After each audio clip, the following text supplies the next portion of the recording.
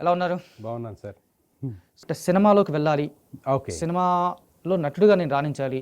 అసలు అంటే ఒక ఒక పిచ్చి స్టార్ట్ అవ్వడానికి ఉంటుంది కదా! నటన అనే ఒక పిచ్చి స్టార్ట్ అయ్యి ఆ పాయింట్ ఎక్కడ స్టార్ట్ అయింది? అది చాలా చిన్నప్పటి నుంచే స్టార్ట్ అయిందండి. ఓకే. నాకు ఊహ తెలిసిన దగ్గర నుంచే స్టార్ట్ అయింది అది. ఓకే. ఎందుకంటే నాన్న, బాబాయ్, మామయ్య వీళ్ళంతా స్టేజ్ ఆర్టిస్టులు, ఓహో! రంగస్థల కళాకారులు. రంగస్థల కళాకారులు. ఓకే. వాళ్ళని చూస్తూ ఉండటం, ఆ తర్వాత మా ఊళ్ళోనే కాకతీయ కళా పరిషత్ అని ఒక ఓహో. నాటిక పరిషత్ జరుగుతూ ఉండేది. ఓకే. పెద్ద పెద్ద సినిమా ఆర్టిస్టులు అక్కడికి వస్తూ ఉండేవారు.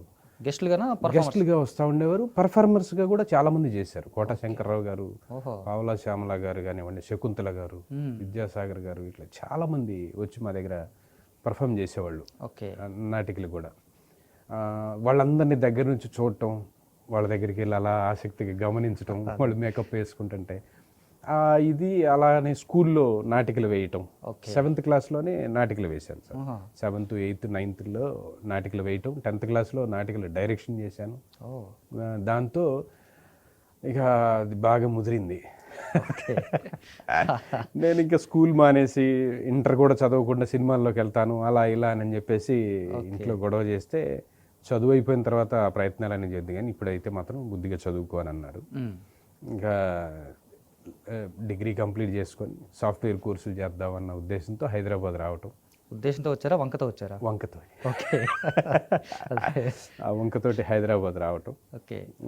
వచ్చిన తర్వాత సాఫ్ట్వేర్ కోర్సులు కూడా చేశాను. మ్మ్. చేశాను కానీ నాకు వంట పట్టేది కాదు.